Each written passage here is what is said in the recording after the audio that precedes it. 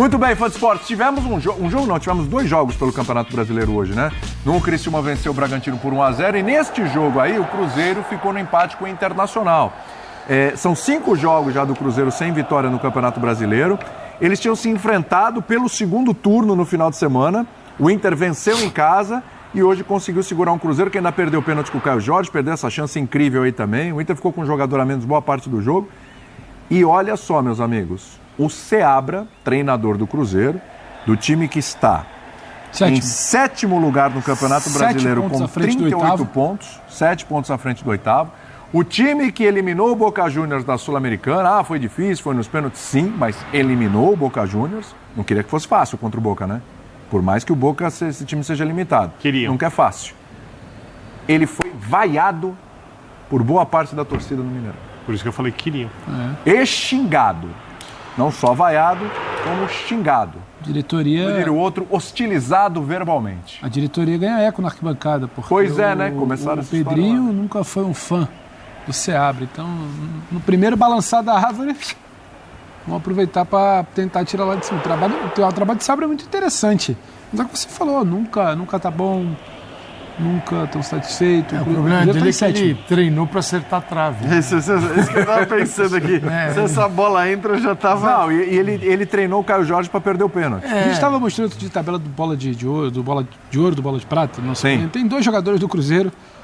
O Cruzeiro muito à frente do 8º colocado. O Cruzeiro numa troca de comando, não é troca de diretor de futebol, é uma troca de comando do clube.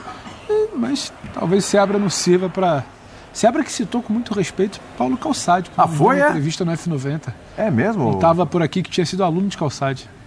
Foi aluno do Paulo Calçade? Professor Paulo Calçade. Não é chamado de professor impunemente. Então, torcedor do Cruzeiro, vocês estão dirigindo as reclamações da pessoa errada. Acho que é Calçade que não ensina direito, é isso? O Instagram dele está aberto e disponível para críticas, tá? Barbieri também. Você viu que o William é muito seu amigo, você pode perceber isso. Aí ele estudou aquilo tudo lá para ficar o sabor do humor da torcida, pelo que o Pedrinho fala. Nossa. Mas ele está aproveitando. Gente, bateu mal demais o pênalti. Eu não sei o que vai acontecer com ele no Brasileirão, porque, assim, você tem um... O Cruzeiro foi para um projeto e viu o treinador com o qual ele não contava e fazer esse projeto evoluir antes dos reforços chegarem. Foi mesmo, hein? Ele tá antes dos caras chegarem. Na fase dura. Aí, os caras falam assim, internamente, dá uma segurada aí, né? E, cara, futebol é isso, né? Assim, mas eles ficam esperando o momento, talvez, para trazer o grande nome, sei lá. Agora, ele aproveitou muito bem até agora o Campeonato Brasileiro, acho que é visível o trabalho, num ambiente em que você não tem como trabalhar. Então, eu acho que ele aproveitou muito bem esse período no comando. Se for mandado embora daqui a 2, 3 semanas, interessados não vão surpresa, faltar. Mas fica 2, 3 dias sem ser lembrado. Exatamente. Já mudou o status, já mudou o patamar dele, enfim. Só que, infelizmente, a gente vive nessa maluquice aqui, essa lógica assim, eterna que acho que não vai mudar. Talvez mude um pouco, né? Diminua. Alguns clubes... sazonal. Mas a cabeça dos cartolas ela é a mesma. E os novos que chegam, no caso do Pedrinho, assim, é um copia e cola daquilo que você vê. Ninguém chega para fazer diferente, chega para copiar aquilo, os seus ídolos, né? Que deram as mesmas, deram mancadas, você vai lá e copia. Sim. Teve o caso do WhatsApp lá do grupo. Já mandei trocar todo mundo. Quer dizer, você quer dar de chefe, sou chefe desse negócio, pô. É o seguinte, é a velha história do treinador que é novato, que não tem o tamanho e tal. Não estou dizendo que está certo esses pensamentos, tá? Mas é assim que funciona. Sim, vai ver se na Alemanha as coisas funcionam assim, né? Quer dizer, onde a qualidade técnica, às vezes a juventude dos treinadores na Alemanha até nos surpreendem, né? Porque a gente fala, caramba, como é que um cara de 37, 38 anos pode ser técnico de jogadores que têm a mesma idade que ele praticamente, jogadores renomados. Mas é assim, é o respeito pelo conhecimento, é o respeito pela maneira de tratar as pessoas, de tratar o jogo e tudo mais. E pelos resultados, que os resultados do Cruzeiro são muito bons. Aqui você olha muito a dele é bom, embalagem, aqui você olha muito a embalagem. E a embalagem é o que determina o tamanho de pressão que você vai sofrer ou não vai sofrer a partir E a SAF do Cruzeiro, ela é diferente, e poderia ser diferente das demais pelo seguinte, porque você tem lá um bilionário no comando, é o time do coração dele, e ele quer fazer aquilo dar certo. Ele não precisa, depois desta temporada, a primeira, daqueles jogadores que já lá estavam, mais os contratados, ele pode fazer isso crescer, melhorar, tal. E pensar, poxa, eu vou tentar assim, conquistar os melhores resultados possíveis em 2024, mas 2025 vou estar muito mais forte, porque ele não está suscetível assim, às propostas do mercado. Ele pode negar, eu te dou 10 milhões de jogador. Fala assim, não, eu quero ganhar título no Brasil. Depois eu vou pensar. Ele não comprou o Cruzeiro do Ronaldo para enriquecer. Sim. Ele pode ganhar dinheiro, mas eu acredito que o objetivo dele primeiro não é ficar rico. Então, é melhor fazer funcionar. Se ficar trocando. E a gente está falando de um trabalho que agora tem uma estabilidade, mas ele é bom. Qual é o trabalho sem estabilidade? Como é que começou o Botafogo a Libertadores? Para usar o exemplo do Botafogo. Nossa, foi para pré-Libertadores, carregando um 2023 caótico. E o início foi ruim. Foi. Como é que está o Palmeiras hoje? Grande exemplo, né? Também. E o Atlético Mineiro, que é adversário deles. Cara, isso é do Brasil. Sim. Então, tomara que eles não façam essa bobagem. Tenho que encerrar. Não vai acontecer, e ainda bem que não vai acontecer, que o torcedor não vai vaiar o dirigente, porque não fez que nem o Textor e trouxe um jogador de 25 milhões de euros para o clube. Verdade. Ainda bem que o dirigente não passa por isso. Eu vou encerrar porque eu percebi que o senhor já está com uma carinha de sono. Não, eu tô ótimo. Tá com... Eu demoro para dormir, sabe disso? Dá uma olhada, carinha. Não tá com o olhinho assim meio mastro? Não, agora é bem, Você é bonito, hein, Bia? Obrigado. Que bom. Minha mãe dizia isso também. A mãe encerra mesmo. Melhor encerrar, né? Ou é a deixa, né? Vamos trazer aqui os melhores momentos do jogo do Mineirão, lá em Belo Horizonte. Um ótimo público lá no Mineirão praticamente cheio. Para esse empate em 0-0, né? Que custou muito ao Cruzeiro, porque o Cruzeiro criou oportunidades, amassou o Inter teve um jogador expulso, né? O Rogel logo no primeiro tempo. Aí é o lance, né? Um lance que ele foi expulso direto no campo de jogo, né? Eu achei justa a expulsão, é um choque forte, né? Olha lá, com o cotovelo no rosto do jogador do Cruzeiro. Mas que pega um pouco no ombro e sobe, ele não precisa do braço tão alto, né? Já tinha tido lesão também nesse jogo, o Diné Inocente, um pouquinho antes disso. É verdade. Entra o Caio Jorge, que está tendo com muita dificuldade Não tá legal, né? de se firmar no Cruzeiro. Aliás... Perdeu o pênalti depois, a gente vai ver aí. Não é só isso, tá? Mas é difícil dissociar o áudio do dono do clube com a pressão para a entrada dos reforços que estão tendo alguma dificuldade de se encaixar num time que era muito ajustado. É difícil dissociar isso do período de queda de resultado, nem sempre de desempenho, às vezes de desempenho também, mas de queda de resultado do Cruzeiro. O que dá para dizer, se isso não explica, dá para dizer que aquele episódio não ajudou em nada na temporada do Cruzeiro.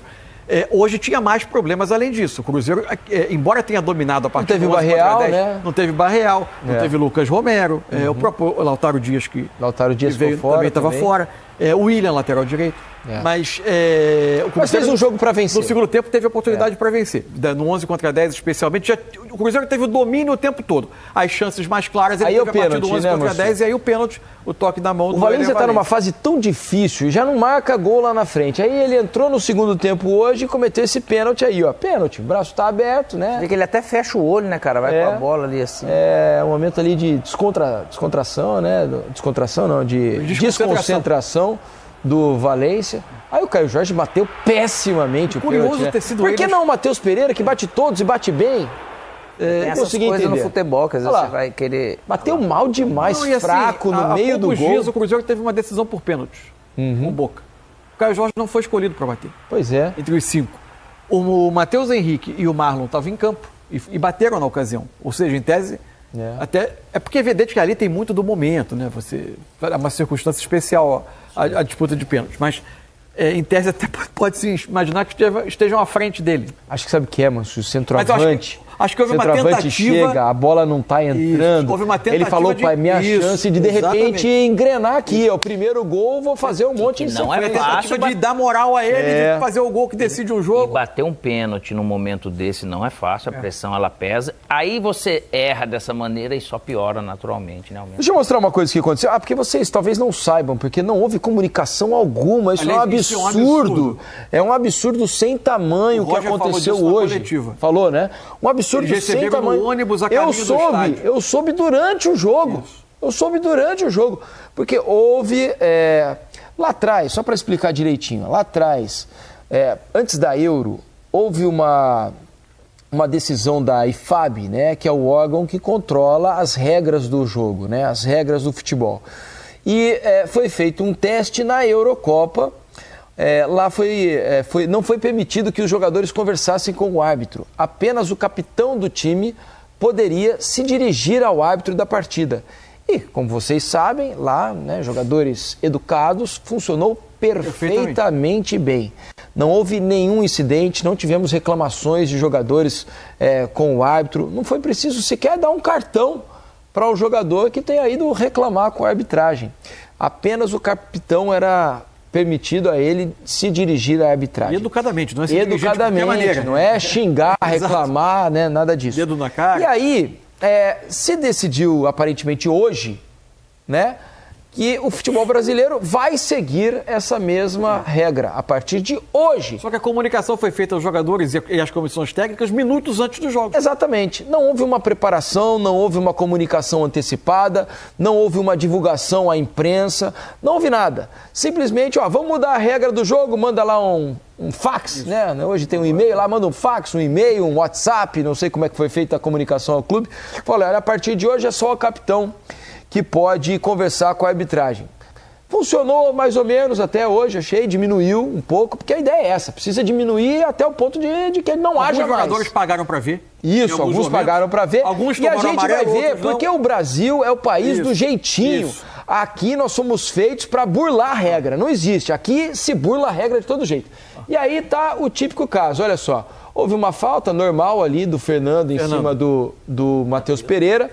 E houve um bolinho para reclamação. E o mercado era o capitão. O mercado e o capitão. Aí ele explicou, eu não consegui fazer a leitura labial completa, mas ele fala, a partir de hoje, aí eu não consegui mais entender. Respeitoso, você não está sendo respeitoso. Exato. Não é para você, por ser o capitão, pode se dirigir de qualquer maneira à arbitragem. E ele faz um sinal, volta para mim a imagem aqui, volta a imagem para mim aqui, aí a gente volta lá. Ele faz um sinal assim, mostrando que tinham vários jogadores ao redor dele. Porque também cabe ao capitão se dirigir aos seus companheiros. E o cartão foi para o capitão, mercado. Isso.